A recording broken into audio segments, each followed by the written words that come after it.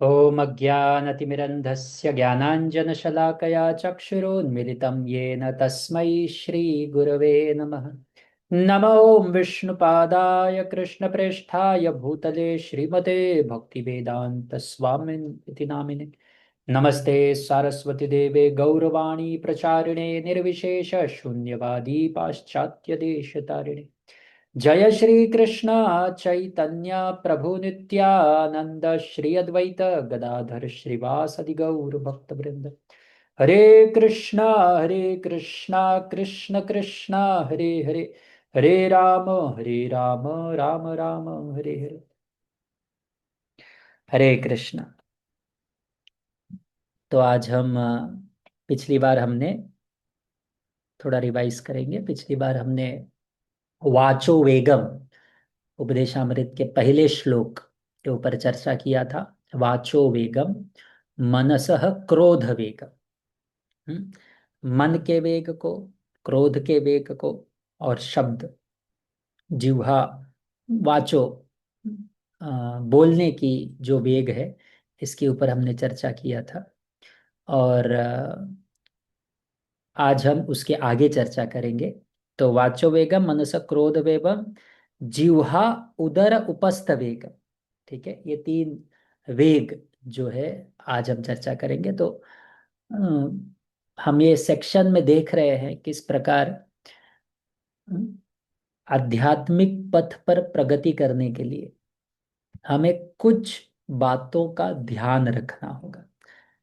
कई बार हम आजकल के समाज में ये बहुत एक फैशन जैसा प्रचलन है।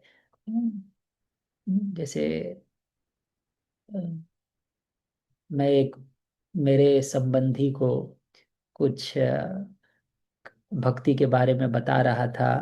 हाँ, तो कहते हैं नहीं नहीं, ये सब करने की कोई आवश्यकता नहीं, मन पवित्र होना चाहिए, मन स्वच्छ होना चाहिए। हाँ, मन स्वच्छ है तो सब कुछ स्वच्छ है, बाकी ये सब दिखावा है, ढोंग है। हाँ, मन चंगा कठौती में गंगा, ऐसे बहुत कि अरे आपका मन स्वच्छ है तो बाकी सब कोई दिखावा करने की आवश्यकता नहीं। परंतु प्रश्न यही है कि मन स्वच्छ रहेगा कैसे इस कलयुग में। भागवत में वर्णन आता है, अजामिल एक इतना श्रेष्ठ ब्राह्मण पवित्र व्यक्ति था और सारे नियमों का पालन करता था। एक केवल छोटा सा उसने अभद्र दृश्य देख लिया और उसका पूरा मानसिकता, पूरा चेतना उथल पुथल हो गया।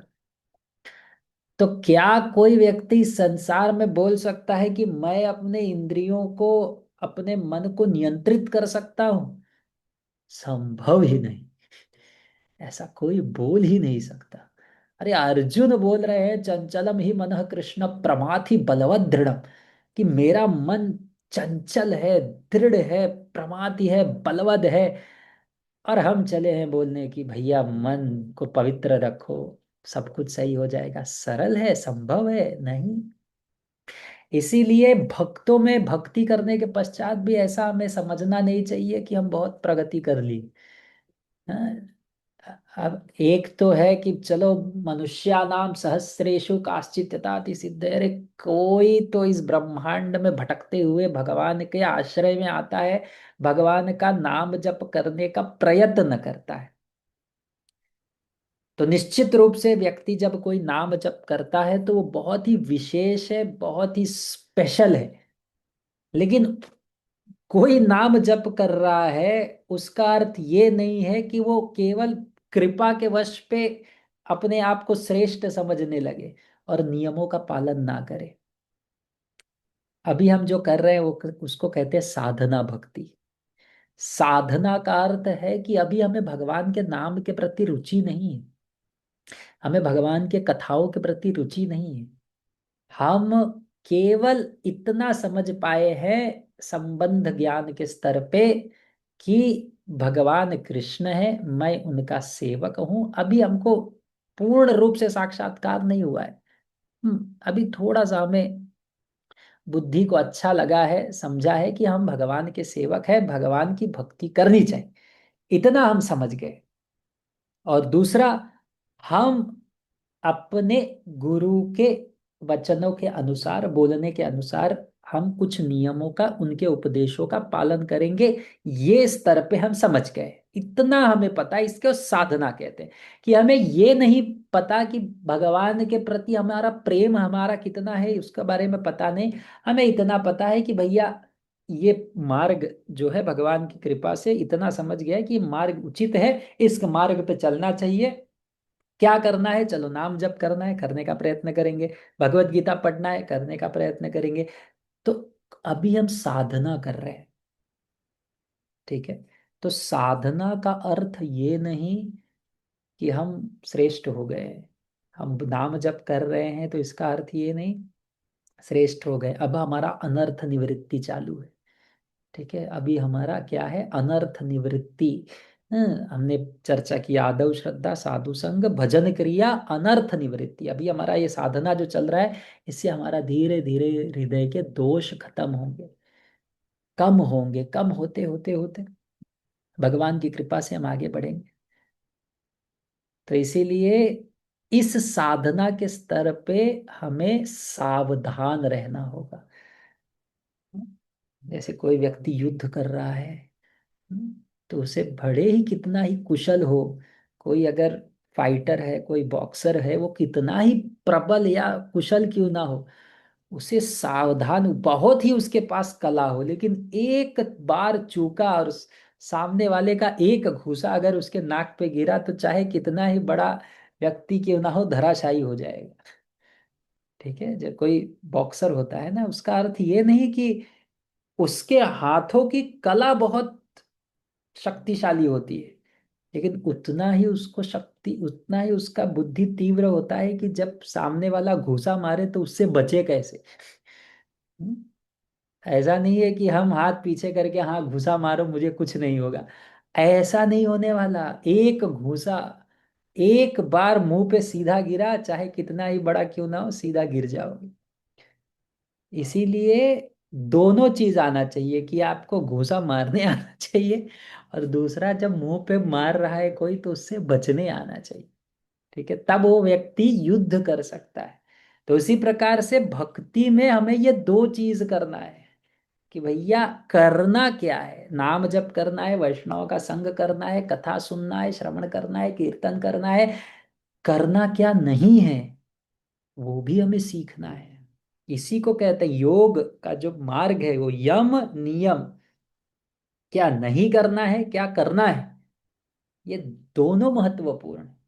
भगवान जब भगवत गीता में कहते हैं अभ्यासेन तु कौन्तेय वैराग्य न च गृह्यते, क्या करना है और क्या नहीं करना है, ये दोनों महत्वपूर्ण है, ठीक है। और इसीलिए ये साधना जब रूप गोस्वामी ये भक्ति का गाइड बना रहे हैं, साधकों के लिए ये पुस्तक बना रहे हैं। ये साधक से लेके श्रेष्ठ शुद्ध भक्तों के लिए भी है, लेकिन विशेष रूप से साधकों के लिए, कि क्या, कैसे अपने इंद्रियों को नियंत्रित करना है। तो अब हम भक्ति में आने के पश्चात क्या किए, कि अभी बहुत सारे लोग अभी अभी प्रवेश कर रहे हैं, थोड़ा समय हुआ भक्ति में, लेकिन फिर भी धीरे धीरे आपको समझ में आएगा कि जैसे जैसे आप नाम जप करोगे, आप नॉनवेज छोड़ दोगे। बहुत सारे भक्तों ने, अधिकांश, सबसे अपेक्षा है कि नाम जप, नॉनवेज अभी तक छोड़ दिया होगा, नॉनवेज छोड़ दोगे। जैसे ही आपने नॉनवेज छोड़ दिया, मदिरा छोड़ दिया, तंबाकू छोड़ दिया, और मित्रों के साथ पिक्चर देखना बंद कर दिया, सांसारिक जगह पे तो बचा कौन आपके जीवन में। आप एक दृष्टिकोण से देखो, आपका कोई मित्र अगर आप बोलेगा कि चलो पिक्चर देखने जाएंगे, आप कहोगे ना। आपका कोई रिश्तेदार कहेगा चलो हम नॉनवेज खाएंगे, मदिरा पिएंगे, ये करेंगे वो करेंगे, आप कहोगे ना। मैंने घर पे ये बनाया है वो बनाया है, आप कहोगे ना। तो एक तरफ से हमारा सब कुछ छूट रहा है, छूट जाता है। तो इसीलिए भक्तों का संग बहुत महत्वपूर्ण होता है। और भक्तों के संग के साथ साथ क्या महत्वपूर्ण होता है, साधना। तो भक्तों के संग में साधना, हमारा आपस का संबंध, क्योंकि हम अनजाने में, ऐसा इसका अर्थ ये नहीं कि हमें किसी का तिरस्कार करना है, जानबूझ के किसी को निंदा करना है, अनदेखा करना है, नहीं। हमें सबका सम्मान करना है, सबका रिस्पेक्ट करना है और बेसिक रिलेशन बनाए रखना है, लेकिन उसी के साथ साथ अपने सिद्धांतों के साथ, नियमों के साथ किसी प्रकार का समझौता नहीं करना है। और चाहे कितना ही प्रयत्न कर ले, थोड़ा बहुत अ, अगर दो व्यक्ति मदिरा पी रहे हैं और एक व्यक्ति केवल बोले नहीं आज से मैं मदिरा नहीं पीऊंगा लेकिन तुम्हारा दोस्त रहूंगा, अब कितना ही वो व्यक्ति प्रयत्न कर ले, वो दूसरा व्यक्ति फ्रस्ट्रेट हो जाएगा, वो दूसरा दोस्त बनाएगा जो मदिरा पी रहा हो, आपके साथ मित्रता बनाए रख नहीं सकता। क्योंकि दो व्यक्ति साथ में तभी रह सकते हैं जब उनका सोर्स ऑफ एंटरटेनमेंट, आनंद का स्रोत समान है, तभी दो व्यक्ति साथ में मित्र बन के रख सकते हैं।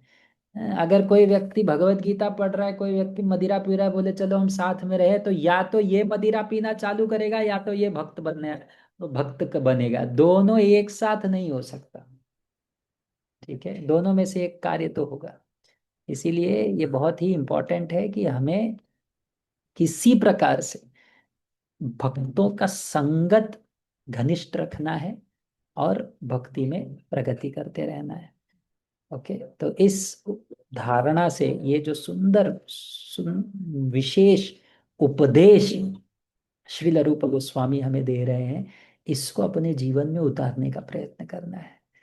ठीक है, और ये चालू कैसे होता है? वाचो वेगम, मन के वेगों को नियंत्रित करना, क्रोध नियंत्रित करना, और आ, वचन नियंत्रित करना। हमने इसके पूर्व में इस तरह से भी देखा था कि किस भक्ति सिद्धांत सरस्वती ठाकुर के कमेंट्री अनुसार, एक सेकेंड, कि हमारे तीन मुख्य अर्जेस है, वेग है। बोलना, मन मन बोलने का जो वेग है, मन का जो वेग है, और शरीर का वेग है। ठीक है, तो ये हमारे तीन मुख्य वेग हैं। ओके, तो अब हम आगे चर्चा करेंगे।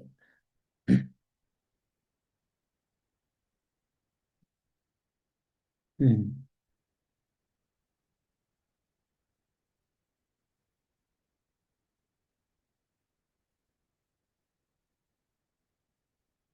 तो मन का वेग है अ, अविरोध प्रीति, विरोध युक्त क्रोध, हमने चर्चा किया था, आसक्ति अलग अलग प्रकार का। और उसके पश्चात जो क्रोध निर्माण होता है उससे मनसः क्रोध, और फिर शरीर के तीन वेग हैं, जिह्वा, उदर, उपस्थ। तो हम लोग आज यहाँ से चालू करेंगे।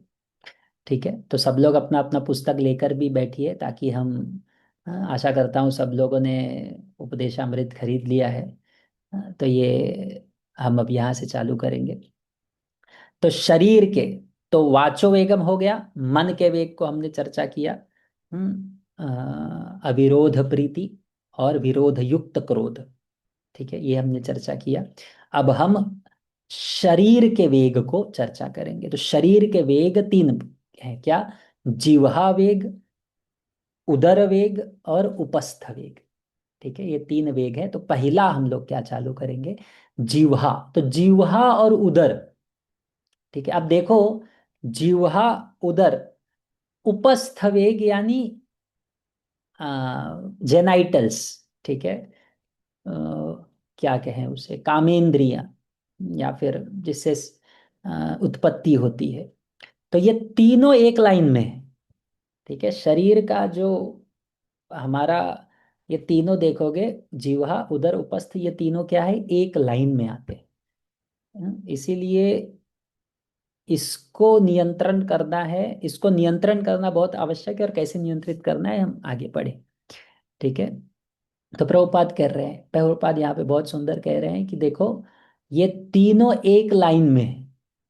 ठीक है, तो इसीलिए शरीर की जितनी भी वेग है, वो चालू कहाँ से होता है? जिह्वा से।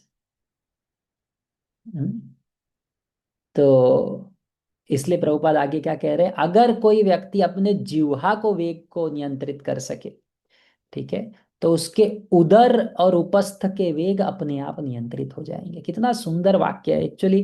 कई बार जब मैं अंडरलाइन करने का देखता हूँ ना, फिर मैं समझता हूँ क्या छोड़ू क्या रखूँ। फिर भी मैं कुछ कुछ छोड़ देता हूँ, क्योंकि हर एक वाक्य इसका महत्वपूर्ण है, कितना अंडरलाइन करोगे हर एक। हाँ प्रभुपाद, ये एक चीज अगर हम समझ गए कि बस जिह्वा के वेग को रोक लो। इफ वन कैन रिस्ट्रेन, अगर कोई व्यक्ति अपने जिह्वा के वेग को नियंत्रित करता है, ठीक है, तो वह अपने उदर और उपस्थ के वेग को नियंत्रित कर सकता है। तो जिह्वा, ये जो 10 इंच का जिह्वा है, इसमें देखो भगवान ने क्या बनाया है। क्या बंधन बनाया है। बिना अ, बोलते ना ये कि बिना अस्त्र के मार के रखा है सब लोगों को। हाँ, केवल जीवा के ऊपर कुछ टेस्ट बड्स दिया है, ठीक है, मेडिकल भाषा में कुछ टेस्ट बड्स दिया है, जिससे कि हम अ, स्वाद को पहचान सके, है कि नहीं, स्वाद को हम पहचान सके, इसलिए हमारे जीवा पे कुछ टेस्ट बड्स दिया है भगवान ने। अब ये जीवा का ये जो स्वाद को पहचानने का शक्ति है, ठीक है, ये आदमी को बिना किसी चेन के, बिना किसी लोहे के जंजीर के बांध के रखा है। केवल ये भगवान ने कुछ टेस्ट बड्स दिए, बस व्यक्ति खाने को दौड़ता है, खाने को दौड़ता है, मुझे ये चाहिए वो चाहिए। करोड़ों करोड़ों रुपया इसके ऊपर फेंके जाते हैं, करोड़ों रुपया, अरबों रुपया। ये व्यंजन वो व्यंजन, ऐसा वैसा, लाखों प्रकार का व्यंजन है। लोग खाने के पीछे पागल हैं। और वैस और कितना ही नहीं, इतना घनघोर प्रकार के व्यक्ति जब भोग करने लगता है ना, तो उसका अ, उसकी भोग करने की जो तीव्रता है वो और बढ़ते जाती है, और बढ़ते जाती है। जैसे अग्नि में तेल डालो वो बढ़ता जाता है, वैसे भोग करने की तीव्रता बढ़ते जाती है। तो भारत में कुछ लोग है, सात्विक लोग है, वो अलग अलग प्रकार का ज्यादा से ज्यादा पकोड़े खाएंगे, पनीर खाएंगे, ये खाएंगे वो खाएंगे। अब उसके बाद कुछ आएंगे जो नॉनवेज खाना चाहिए, फिर नॉनवेज में कोई व्यक्ति मछली खाएगा, कोई व्यक्ति मुर्गी खाएगा, उससे बड़ा होगा तो फिर कोई व्यक्ति बकरा खाएगा, कोई व्यक्ति फलाना फलाना अलग अलग प्रकार का चीज खाएगा। लेकिन यकीन मानिए, इतना भयंकर है, उससे भी तीव्र है। लोग क्या नहीं खाते, लोग सांप खाते हैं, बिच्छू खाते हैं, केकड़ा खाते हैं, क्या क्या नहीं खाते लोग। हाँ, बाप रे बाप, मतलब अंत नहीं है। जो आप इमेजिन कर सकते हो वो लोग खाते हैं। क्या ये केवल जीवा, ये जीवा को विकृत स्वाद देने के लिए व्यक्ति किस हद तक जा, यहाँ तक कि कुछ व्यक्ति इतने पागल हो जाते हैं कि उन्हें अ, क्या ही बताएं, बहुत भयंकर ये जीवा का संसार में है। व्यक्ति को, कुछ कुछ व्यक्ति को मनुष्य का भी मांस का टेस्ट लग जाता है, इतना भयंकर हो जाते हैं। तो मार के तो नहीं खा सकते, तो फिर नवजात शिशुओं को खाते हैं, तो ऐसे बहुत भयंकर। लेकिन क्या है, ये सोचो, ये सब किससे बंधा हुआ है। केवल भगवान ने ये जीवा दे दिया है, ठीक है, जीवा वेगम। तो हम उतना तो नहीं चर्चा करेंगे, हम अभी चर्चा कर रहे हैं भक्तों के लिए। तो भक्त लोग, मैं सिर्फ इसका तीव्रता बता रहा था। भक्तों के लिए क्या है, अब हमारा लहसुन प्याज छूट गया, नॉन वेज छूट गया, मदिरा छूट गया, पिक्चर देखते थे वो छूट गए, गाने देखते थे वो छूट गए, बहुत सारे मित्र छूट गए, बचा क्या, बचा क्या, जीवा। हाँ, कि प्रभुपाद ने कहा है कि प्रसाद लो प्रसाद लो। तो फिर हमारे जितने बाकी इंद्रियों को ना हम केंद्रित करके केवल जीवा पे आक्रमण करते हैं। तो प्रसाद का अर्थ क्या है कि हम, हाँ, एक बार एक फ्लाइट में एक व्यक्ति श्रील प्रभुपाद जी को मिले, और एयर होस्टेस थी, बोले अरे आप लोग तो जो भगवान को अर्पित किया गया है वही खाते हो ना, आप तो और कुछ नहीं खाते ना। तो श्रील प्रभुपाद जी बोले नहीं, हम वो लेते हैं जो भगवान के लिए बनाया गया हो और भगवान को अर्पित किया गया हो। उसे प्रसाद, वास्तव में प्रसाद उसे कहते हैं। ठीक है। तो ऐसा नहीं कि हम केवल लहसुन प्याज नहीं है और फिर जो संसार में मिल रहा है वो भगवान को विष्णु विष्णु करके, भगवान को दिखा के, तुलसी पत्ता डाल के फिर स्वीकार करते जाए, नहीं। ठीक है।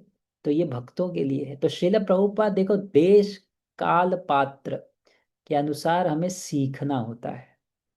ठीक है।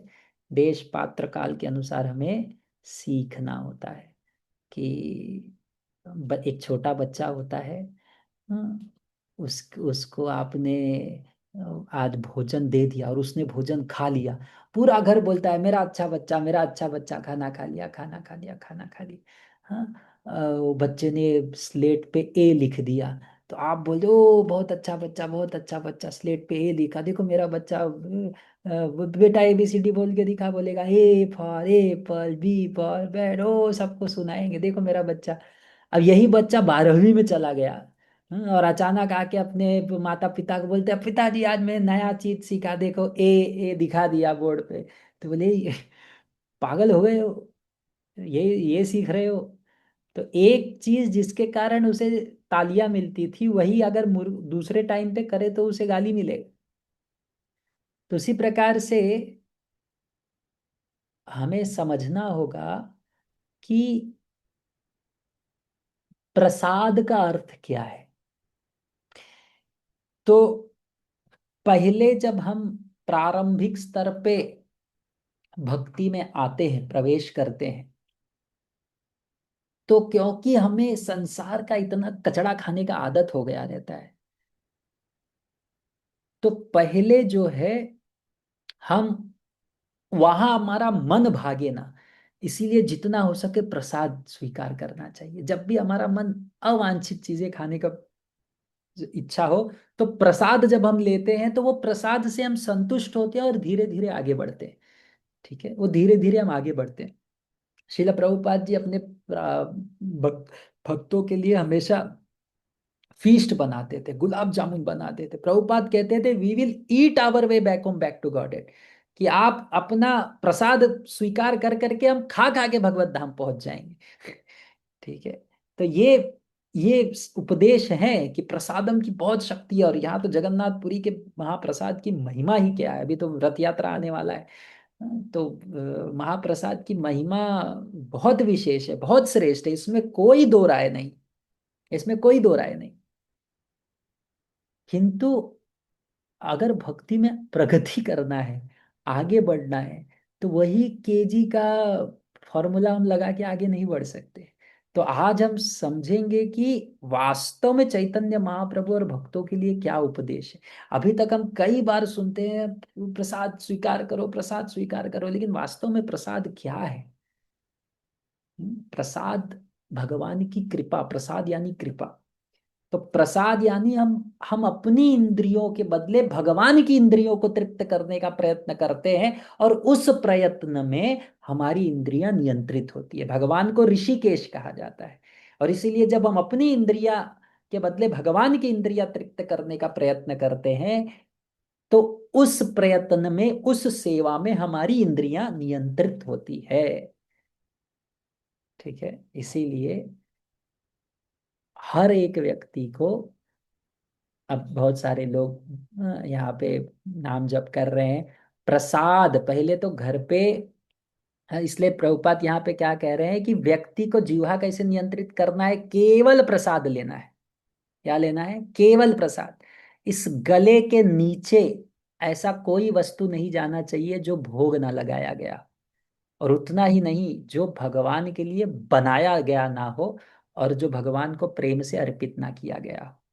अब कई बार ऐसा समस्या आता है कि भैया चलो आप बाहर गए हो, कुछ नहीं है तो आपने कुछ ले लिया भगवान को भोग लेके, इमरजेंसी में ठीक है, लेकिन वास्तव में, लेकिन वो चेतना को प्रभावित करेगा।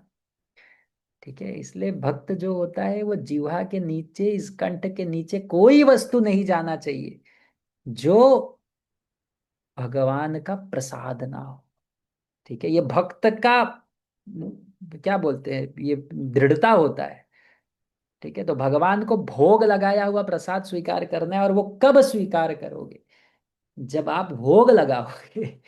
ठीक है, और भोग कब लगाओगे? जब आप अपने प्रसाद जो भोजन बनाओगे बिना लहसुन प्याज के, भगवान को भोग लगाना। तो ये बहुत ही इंपॉर्टेंट चीज है। हर एक व्यक्ति को भोग लगाना है भगवान को। घर पे हो, अभी नाम जप कर रहे हो, ठीक है, थोड़ा प्रगति कर लिए, ठीक है, प्रतिदिन भगवान के लिए भोग बनाओ बिना लहसुन प्याज के, शुद्ध बर्तन में, बिना किसी, जो बर्तन पे हम भोजन बनाते हैं ना, उसको झूठे हाथ से छूते नहीं है।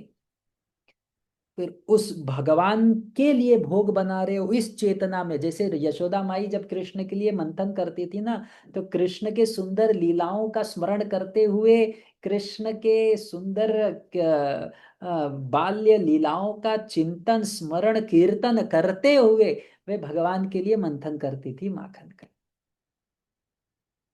तो वो प्रेम जो है उसमें जाता था। तो उसी प्रकार से जब हम भोग बनाते हैं ना, ऐसा नहीं कि दिन भर का झगड़ा, और इससे झगड़ा हुआ है, उससे झगड़ा है, वो चर्चा कर करके बना रहे, नहीं, हम भगवान के लिए बना रहे, इस भाव से हमें भोजन बनाना होता है। और फिर भगवान को प्रेम पूर्वक अर्पण करना होता है। और फिर जब वो प्रसाद हम लेते हैं ना, और घर वाले जब वो प्रसाद स्वीकार करते हैं ना, वो इतना चमत्कार घर में लाता है, इतना विशेष शांति लाता है, आप कल्पना नहीं कर सकते। कई सारे झगड़े, कई सारे समस्याएं, कई सारे दुख केवल ये प्रसाद से खत्म हो जाएंगे, यदि हम प्रतिदिन भगवान को भोग, तुलसी पत्र, भगवान को भोग लगाना चाहिए, तुलसी पत्र उसमें डालना चाहिए। तुलसी पत्र संध्या को ना तोड़ो, एकादशी को ना तोड़ो, उतना ध्यान रखो।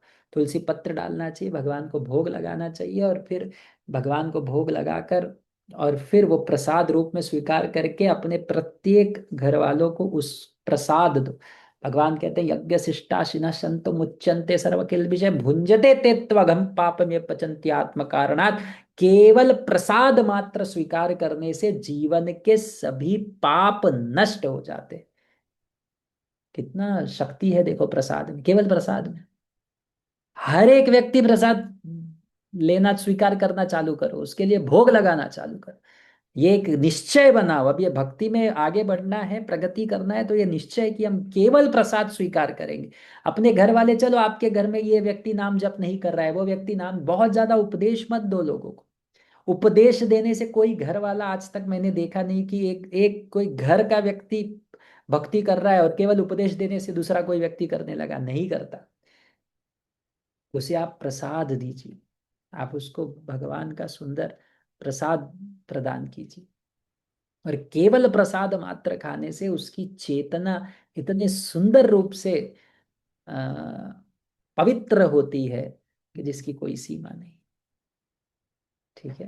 तो ये, तो इसलिए भक्ति विनोद ठाकुर हर एक व्यक्ति को प्रसाद जब स्वीकार कर लिए, जब सामने लाए, तो भक्ति विनोद ठाकुर बहुत सुंदर रूप से इसे वर्णन करते हैं कि हमें प्रसादम प्रार्थना करनी होती है। ठीक है।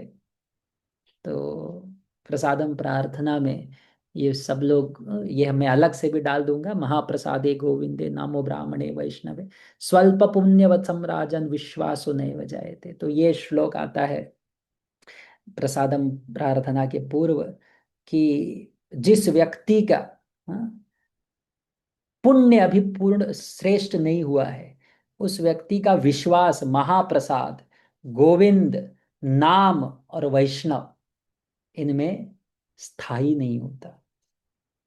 ठीक है। तो ये सुंदर है। उसके पश्चात भक्ति विनोद ठाकुर के द्वारा वर्णन है, शरीर अविद्या जाल। ये शरीर क्या है? अविद्या का जाल है, ये अविद्या से भरा हुआ है।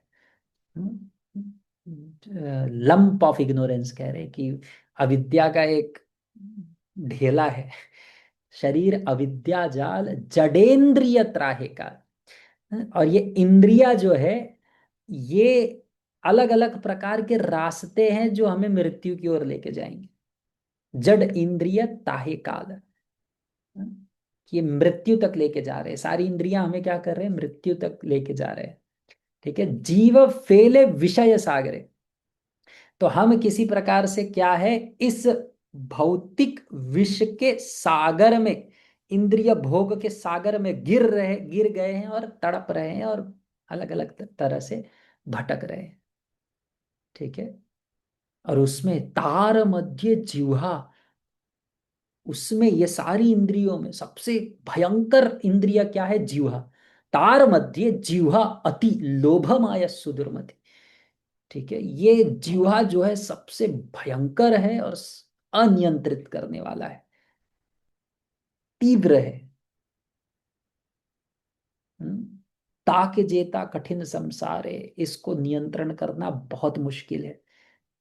ये भक्ति विनोद ठाकुर लिख रहे हैं, ये जीवा कितना तीव्र है, ये जीवा साधारण नहीं है। हम्म? कृष्ण बरो दयामय, लेकिन कृष्ण बहुत प्रिय है। करी बार जीव जाए। कृष्ण ने हमारे लिए क्या किया है? अपने जीवा को नियंत्रण करने के लिए उन्होंने प्रसाद भेजा है, स्व प्रसाद अन्न दिला भाई। कि उन्होंने हमारे लिए क्या भेजा है जीवा को नियंत्रण करने के लिए? प्रसाद से ही अन्नामृत पाओ, इसीलिए अन्नामृत, ये भगवान का सुंदर प्रसाद स्वीकार करो। ठीक है, और क्या करो? राधा कृष्ण गुण गाओ। ठीक है, राधा कृष्ण का गुण गाते हुए प्रेम दाक चैतन्य निताय। और चैतन्य महाप्रभु और नित्यानंद प्रभु के कृपा के लिए क्या करो? प्रार्थना करो। तो ये प्रत्येक प्रसादम स्वीकार करने के पहले बोलना चाहिए भक्तों को। और वास्तव में अपने जीवा को नियंत्रण करना है तो बहुत कार्य करता है, बहुत काम करता है। शरीर विद्या जाल जड़ेन्द्रियता है काल, जीव फेले विषय सागरे, तार मध्य जीवाति लोभ माय सुदुर्मति, ताके जेता कठिन संसारे, कृष्ण बरोदया माय करी बार जीव जाय, स्वप्रसाद न दिलो भाय, से नामृत पाओ, श्री श्री राधा कृष्ण गुण गाओ, प्रेमेदाक श्री चैतन्य निताय, जय निमाय जय निताय। ऐसे पूरा प्रसादम प्रेयर ग्रुप में हम डाल देंगे। प्रतिदिन प्रसादम प्रेयर बोलने का आदत डालो। ठीक है, और वो तब डालोगे जब प्रसाद बनाओगे। प्रसाद कब होगा? जब भोग लगाओगे। ठीक है, तो ये भोग लगाना हर एक व्यक्ति चालू करिए। ओके, सो ये है। नेक्स्ट में जाएंगे। तो 6 प्रकार के रस हैं। ठीक है, और एक भी अगर उसमें एजिटेट हो जाता है तो फिर अ, हम उस पे नियंत्रित हो जाते हैं। तो प्रभुपाद कह रहे हैं कुछ कुछ व्यक्ति मांस, अंडा, अ, केकड़ा, अदर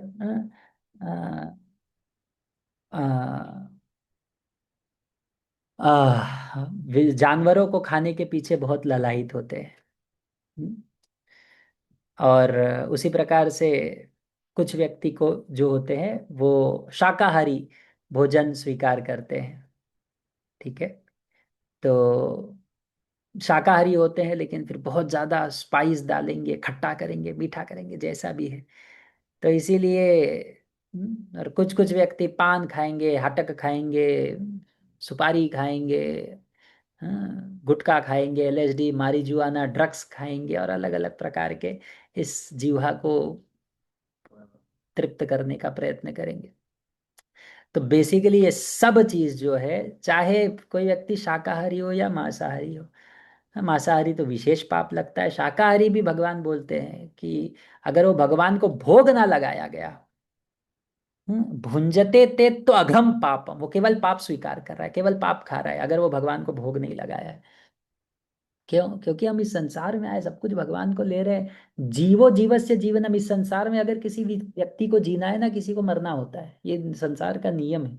इसीलिए भगवान ने ये पत्रम पुष्पम फलम तोयम की सबसे कम दुख जिसको होता है वो है पौधों को, वृक्षों को।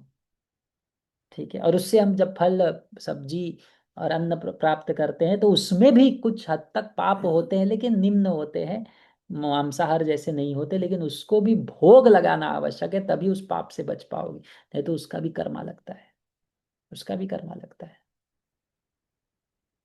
ठीक है, तो भगवान इसलिए कह रहे हैं कि केवल अगर हम भगवान का प्रसाद लेना प्रारंभ कर दे तो फिर इस माया से बच सकते हैं। भगवान को भोग लगाने का बहुत सरल तरीका है, पत्रम पुष्पम फलम तोयम।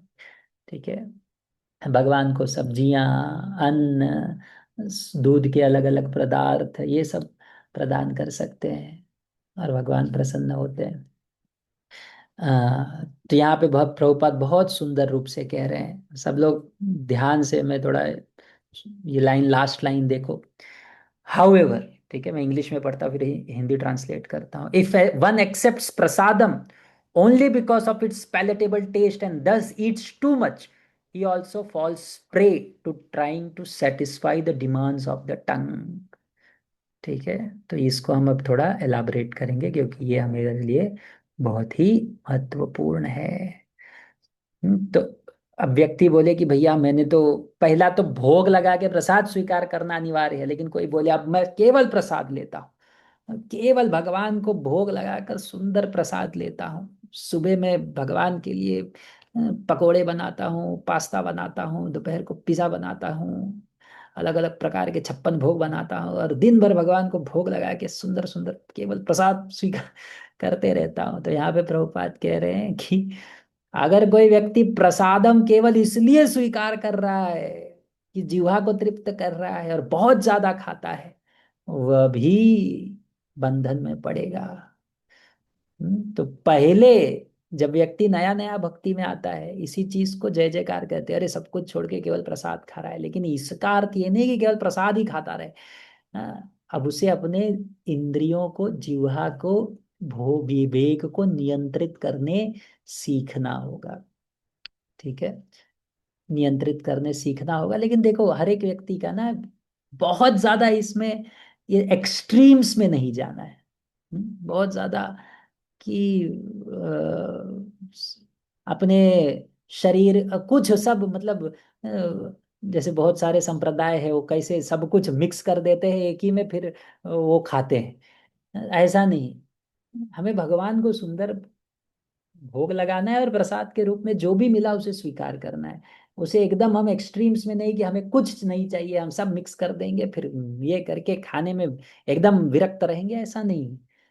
हमें सेंसिटिव भी रहना है, प्रैक्टिकल भी रहना है, और एक्सट्रीम्स में नहीं जाना है कि एक एक्सट्रीम है कि हम बिल्कुल दुर्लक्ष्य करें।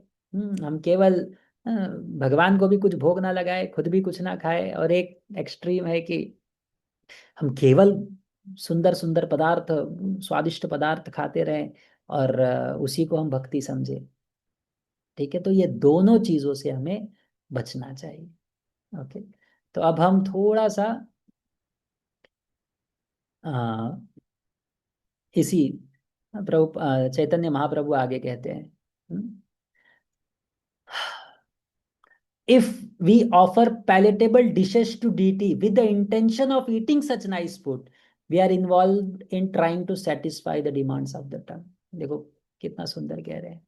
अगर हम स्वादिष्ट भोजन भगवान को अर्पित कर रहे हैं ये इच्छा से कि भगवान को भोग लगा के हम केवल अपने जीवा को तृप्त करेंगे, ठीक है, तो फिर क्या कर रहे हैं, हम भी वही बंधन से, अभी इस वेग से पराजित हो रहे हैं।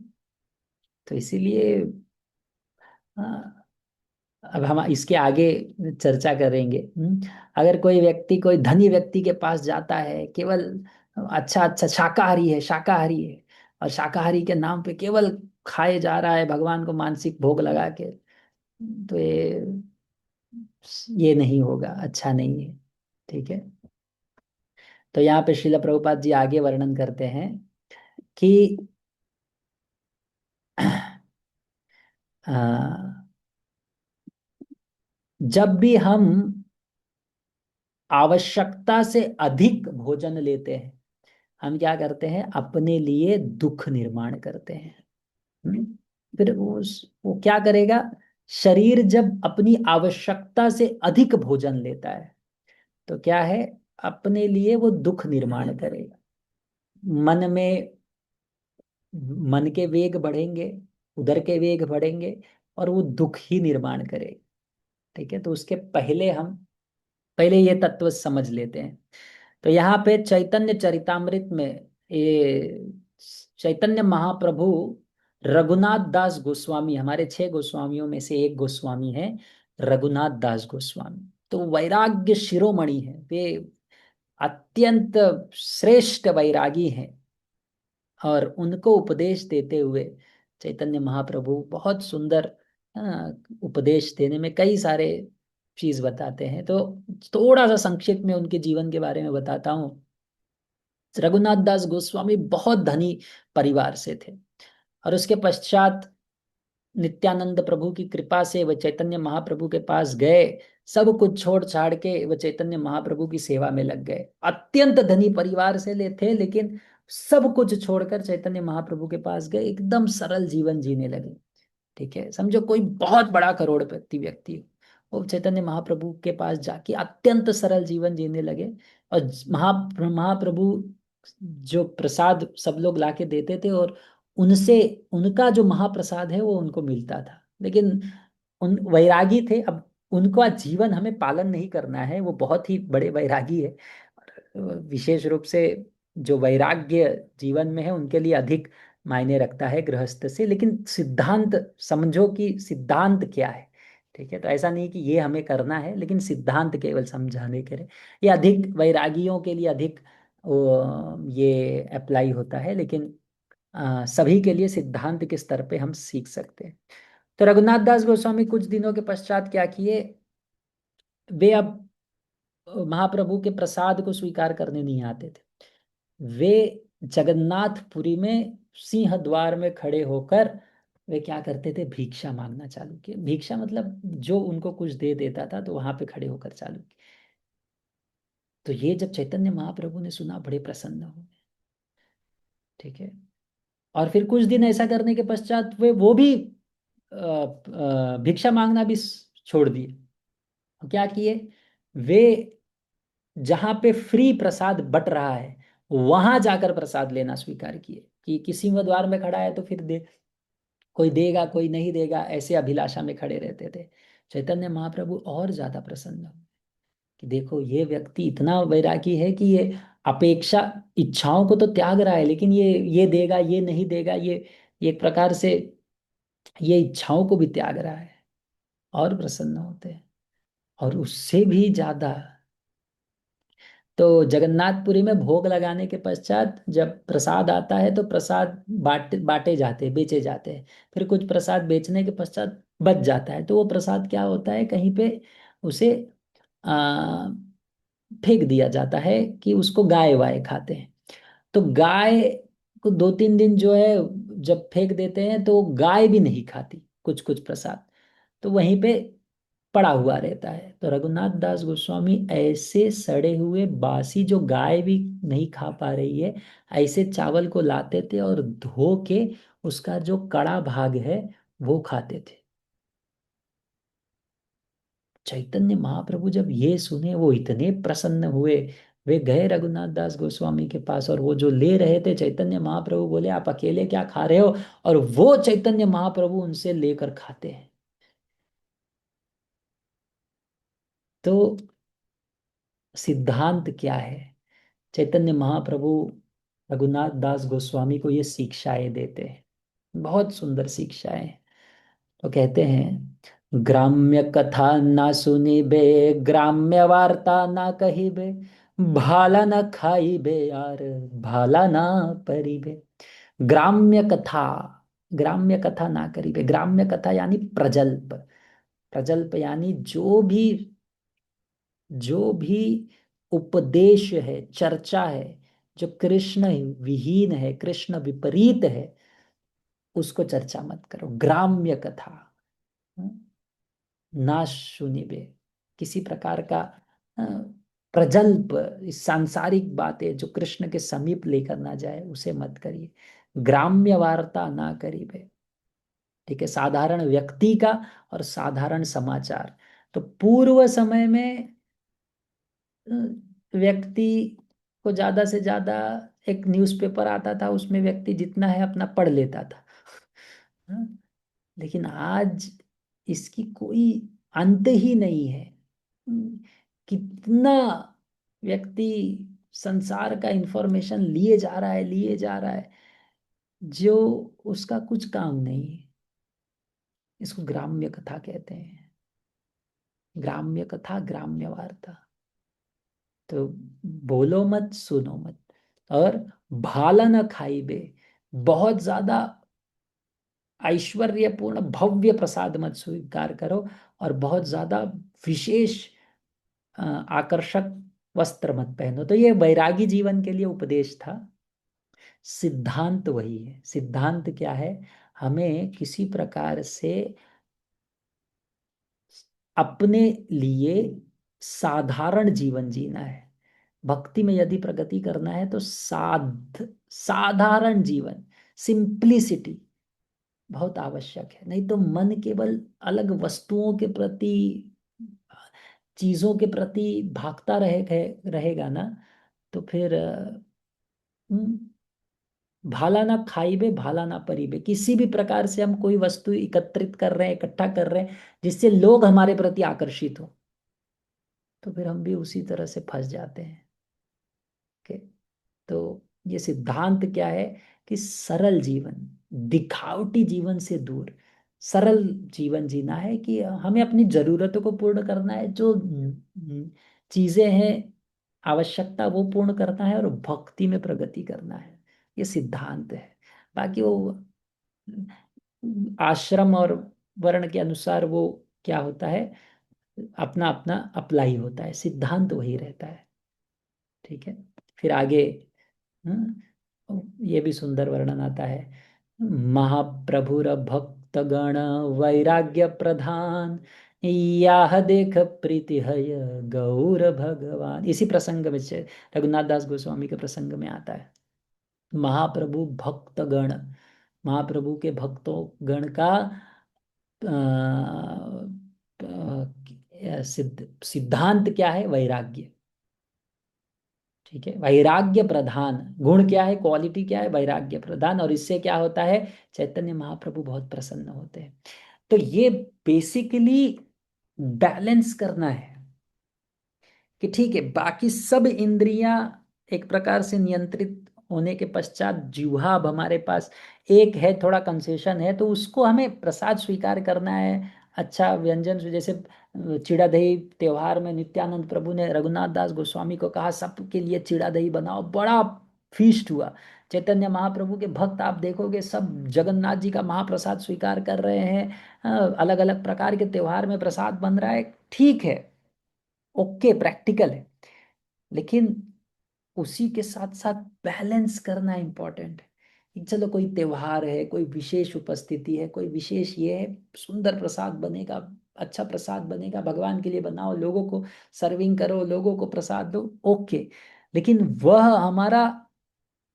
वही हमारे लिए सब कुछ नहीं बनना चाहिए कि हम उसी के पीछे भाग रहे हैं दिन रात।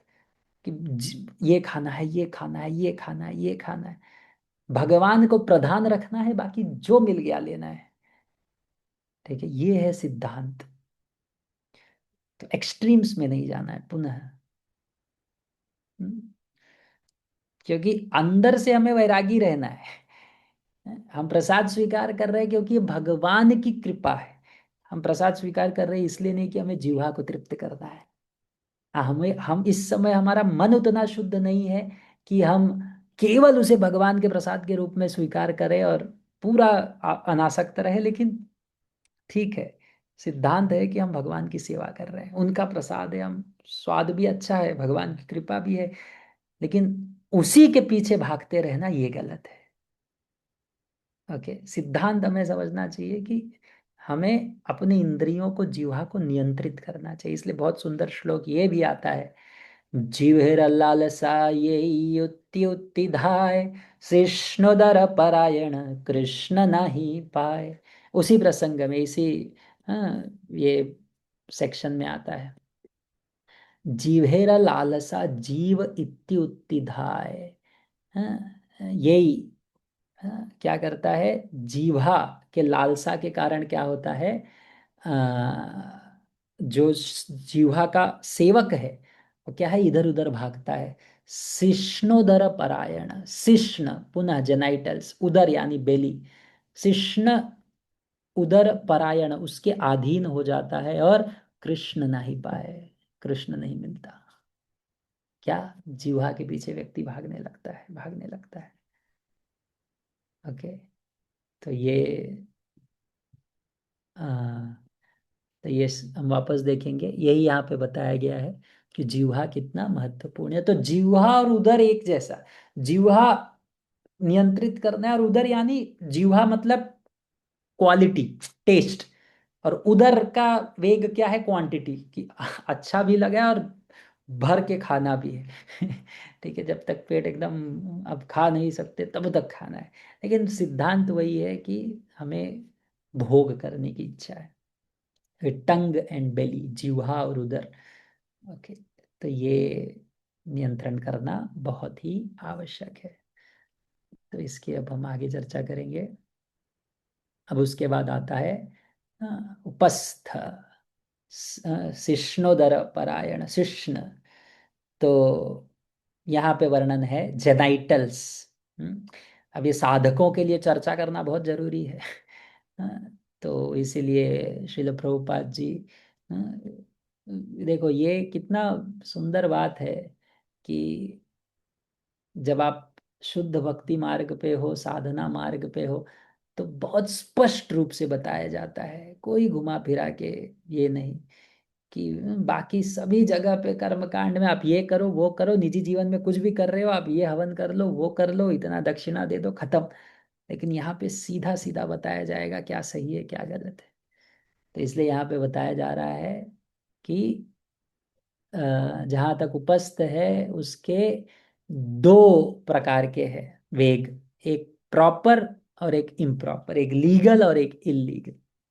ठीक है, तो यहाँ पे प्रभुपाद क्या कहते हैं, जब कोई व्यक्ति अ, उचित उम्र का पहुंच जाता है तो वो प्रॉपर नियम अनुसार विवाह कर सकता है, और शास्त्र के सम्मत अनुसार वह अपने संगी के साथ संबंध स्थापित कर सकता है। तो ये लीगल है।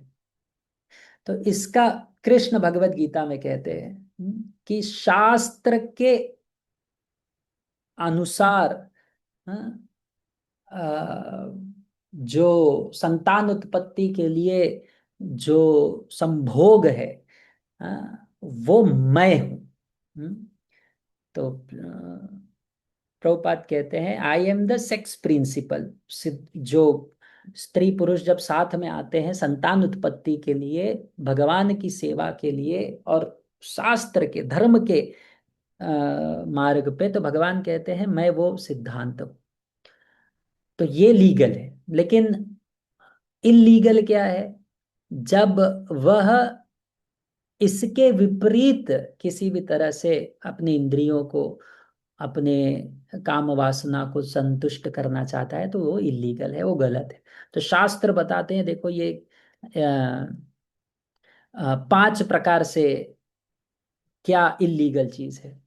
अगर कोई व्यक्ति, तो इसे हम कहते हैं ना व्यभिचार। व्यभिचार किसे कहते हैं, चार नियम है ना, तो हम ये बहुत ज्यादा चर्चा नहीं करते कई बार, लेकिन चार नियम है ना, मांसाहार नहीं करना, जुआ नहीं खेलना, मदिरा नहीं पीना, नशा नहीं करना, और चौथा है व्यभिचार। तो व्यभिचार किसे कहते हैं, तो व्यभिचार यानी किसी भी प्रकार का आ, आ, स्त्री और पुरुष के बीच में जो संबंध होता है, वह अगर ये किसी भी माध्यम से है तो वो व्यभिचार है। ठीक है, विचारों से, केवल सोच रहा है, प्लान कर रहा है, योजना बना रहा है, उसके बारे में चर्चा कर रहा है, वास्तव में वह संभोग कर रहा है, या फिर कोई आर्टिफिशियल तरीके के से वो संतुष्ट होने का प्रयत्न कर रहा है, तो ये पांचों चीज क्या होता है, ये व्यभिचार में आता है। अब ये बहुत उच्च सिद्धांत है। ठीक है, तो एकदम परफेक्ट आइडियल मार्ग क्या है कि व्यक्ति संतान उत्पत्ति के लिए धर्म के अनुसार जब स्त्री पुरुष साथ में आते हैं तो जो संभोग है या काम वासना है वह पवित्र माना जाता है। ये एकदम हाई स्टैंडर्ड है, एकदम उच्च है। तो इसीलिए ये सब चीजों को समझने के लिए क्या होता है, जैसे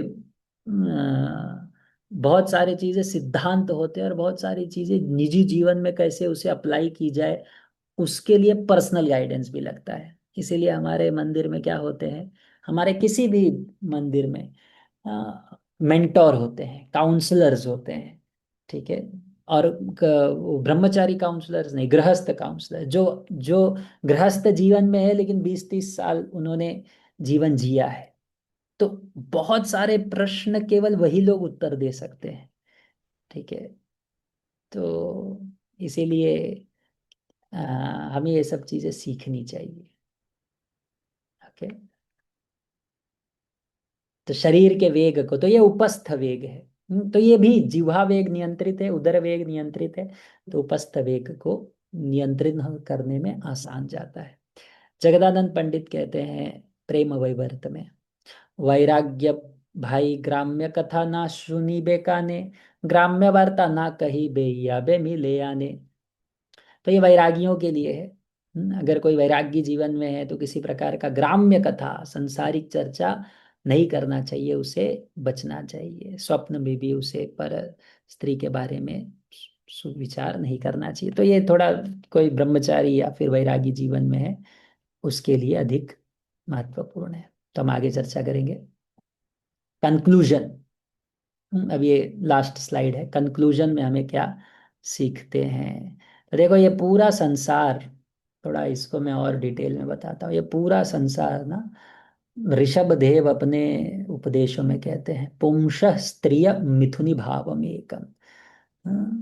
तो ये पूरा संसार जो है, ये स्त्री और पुरुष के मैथुन संबंध से बांधा गया है। ये पूरा संसार केवल इसी सिद्धांत पे दौड़ रहा है वास्तव में, ठीक है। पुंस स्त्रिय मिथुनी भावम एकम, फिर क्या होता है, ग्रंथि निर्माण होता है। तयोर हृदय ग्रंथियाहुर। उसके पश्चात अतो गृह क्षेत्र सुताप्त वृत्ते। तो फिर बहुत सारी चीजें, फिर ग्रह, घर आता है। जब स्त्री और पुरुष साथ में आते हैं तो फिर घर आता है, क्षेत्र आता है, प्रॉपर्टी खेत आता है, रिलेटिव्स आते हैं, पुत्र आता है, संबंधी आते हैं, सब बढ़ने लगता है। ये पूरा संसार इसी सिद्धांत से बांधा गया है। तो पुनः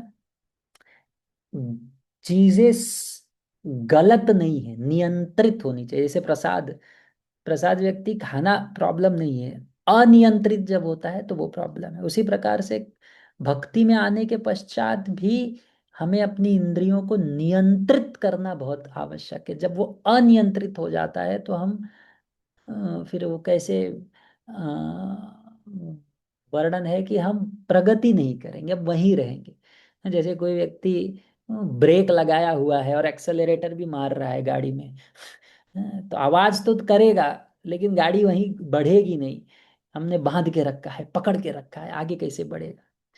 तो इसलिए कंक्लूजन में क्या बता रहे हैं, तो ये 6 प्रकार के जो वेग हैं जो नियंत्रित करता है, वाचो वेगम, मनस वेगम, क्रोध वेगम, जिह्वा उदर उपस्थ वेगम, उसे हम गोस्वामी कहते हैं, ठीक है। तो गोस्वामी, स्वामी यानी मास्टर, गोस्वामी जब इंद्रियों का स्वामी है। तो हर एक व्यक्ति को अपनी इंद्रियों को नियंत्रित करना चाहिए। तो चैतन्य महाप्रभु और छड़ गोस्वामियों के पद चिन्हों पे चलते हुए हमें क्या करना चाहिए, भगवान की निरंतर सेवा करने का प्रयत्न करना चाहिए। तो इंद्रियों को नियंत्रित करने का सरल मार्ग है भगवान की सेवा करो।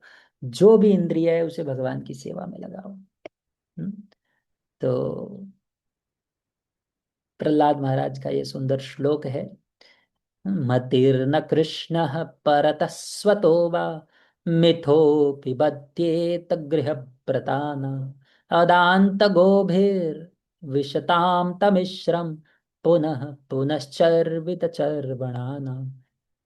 ठीक है। तो प्रहलाद महाराज कहते हैं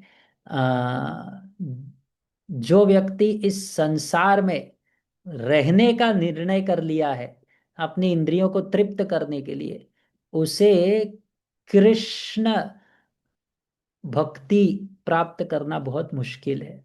अपने प्रयत्न से या दूसरे के समझाने से। वो बार बार इंद्रियों द्वारा इस अंधकार में, अज्ञानता में घसीटे जाते हैं और बार बार वही चीजें खाते हैं। पुनः पुनः चर्विता चरवणाना।